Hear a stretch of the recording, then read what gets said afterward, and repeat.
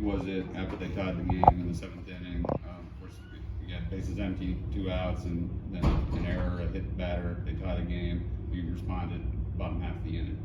Yeah, I mean, story of the young season so far, and carrying over from last year. These guys are going to respond. It's what they trained for. But it felt like some guys a really really tough opponent because they're maybe battling themselves a little bit, and it's hard to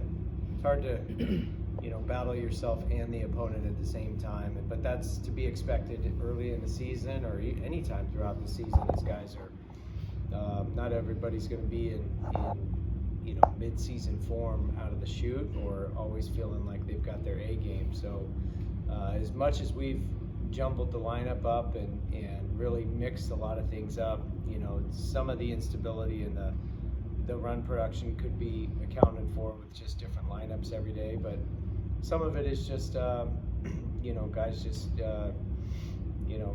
fighting maybe a little bit with swing mechanics or approach or whatever the situation may be. But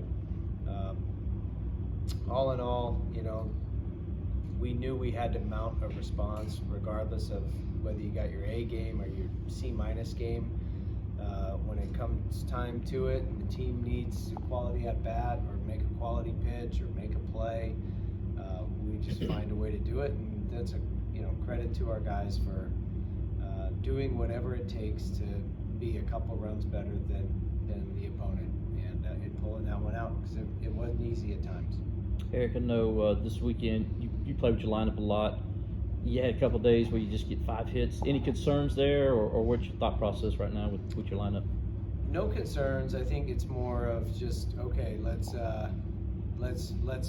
Let's work with this guy and make sure his pitch selection is good. It's not his swing; it's the pitches he's swinging at. He's leaving the zone and not swinging at good pitches to hit, and getting himself out. And another guy, it might be okay. He's dumping the barrel a little bit, and we got to flatten him out. And so I think it's more tactical.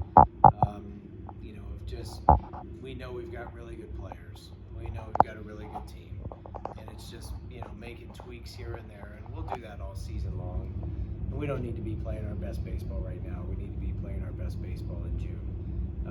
So I like that we have things to work on. I mean, it's what we wanted. We wanted opportunities for growth, and we got a few with pitchers and hitters, and we've been playing very consistent defense all along, and that's got to continue to be a staple. I know we had the 2 throwing errors today, but not concerned about that at all, and it's really no concerns about the team. More is just helping individual guys fine-tune this or make this adjustment or this tweak or whatever. What do you continue to see from someone like McLaddy, who's put together a pretty strong weekend as this young season for him continues to develop? Yeah, he's just, the game rewards the hard workers. You don't know when the reward is coming, you just know it's coming. And for Tristan McLaddy, he has been consistently one of our hardest workers. And he had to be patient last year, got very little playing time, but kind of springboarded that into the summer, was an all-star in summer ball, and then has just been what we're seeing these first 7 games is what we've seen in the fall and the preseason. He's just been one of our most consistent offensive players, and he's got the ability to impact the game with a little bit of power, and he's got the ability to impact the game with his speed, and he's versatile defensively. So he's a very valuable player for us just because of the variety of roles that he can occupy. He wrapped his hand and he stayed in the game. Obviously, looked like he was okay, but pretty minor injury there.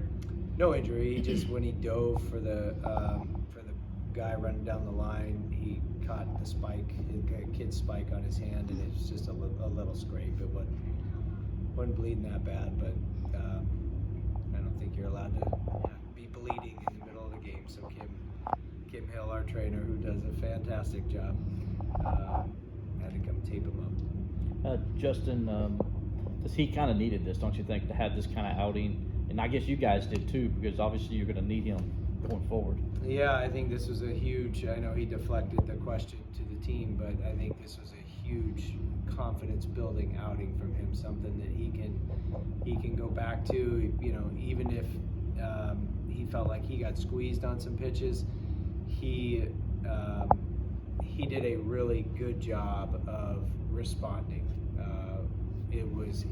Whereas last week the negatives started to compound each other, and this today there may have been a double or a walk or a whatever, and he found a way to just stop the bleeding and get us out of the inning. And any pitcher who goes 6 scoreless, everybody's good nowadays. So for him to be able to do that, I thought was a huge step forward. But it was more about the way he pitched, not necessarily the outcome itself. Can you talk about Purify? I think he got 2 sack flies that brought him some runs when we needed it. Can you talk about him? Yeah, four quality at bats today. I mean, he on a different wind type day, he might have had 2 homers and 2 sack flies. Certainly that first one had a chance to be a grand slam. He put a charge into that one, but it's just this weekend it's just been an odd, wind pattern. It's just blowing straight in, cold weather, straight in.